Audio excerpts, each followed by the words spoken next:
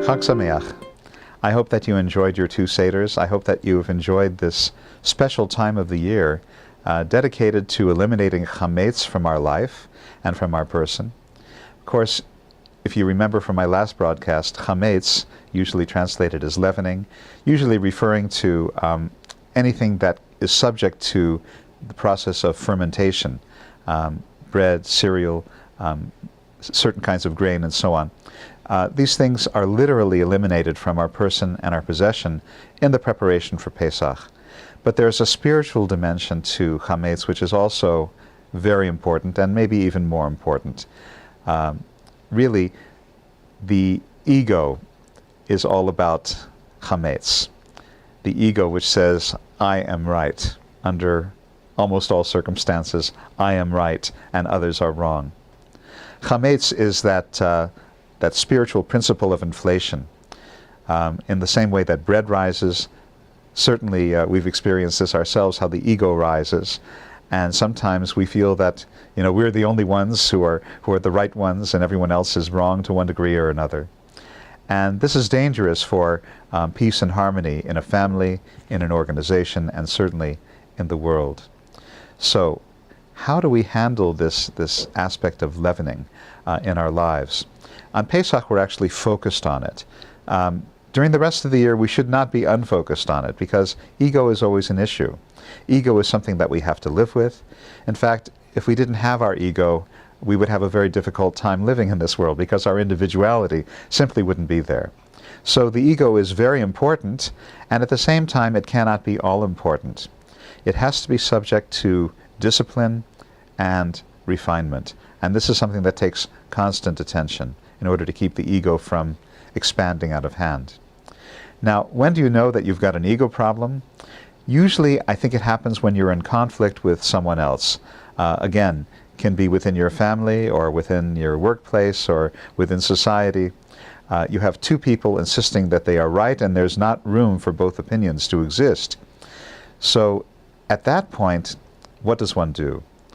I think that it always calls for a process of introspection. Am I really right? What does the situation look like through the other's eyes? What would the situation look like if I were more compassionate rather than just being passionate? And I think that is how human beings grow. In fact, I often think that God or the universe puts opposing points of view into close proximity in order for the owners of those points of view to learn from one another. Now, Scott McWilliam, who's head of Jack's in Winnipeg, gave me a very, very nice little saying here that I have up in my office to remind me occasionally that I'm not always the one who's right.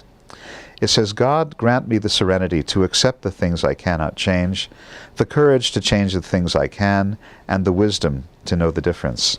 And this is what it looks like. It's a very beautiful presentation of this piece of wisdom. And like I say, I have it up in my office to remind me of the fact that I am not always right. Others can be right. Situations that exist always exist for a reason. Some of them I would like to change, but maybe some of them are not meant to be changed. Some of them are not subject to change. Some are simply not changeable. And in those cases, I have to have the discernment to know where my rightness ends and where the situation I would like to change begins. And it may be that I'm not meant to change that situation. I've learned in my years in the rabbinate to be pretty patient. Sometimes I'm subject to impatience like any other human being. But I always have this on my wall to remind me that there are things that I can change and things that I cannot change. And God should grant me the serenity and the wisdom to know the difference between the two. So, a meditation on ego, on chametz, on how we have a tendency to be rather selfish in the way we see things, but of course, that is the way we see things. And yet there are many points of view that have to be taken into consideration if we want to really understand the wholeness of a circumstance or situation. And I believe that when we involve others in our decision-making process, we're actually getting a point of view that approximates the point of view of God, who is that being that sees things from all points of view simultaneously. So with that thought in mind, I want to wish you again a Chag Sameach, a joyful remainder of the holiday of Pesach, and we'll be talking to you again soon.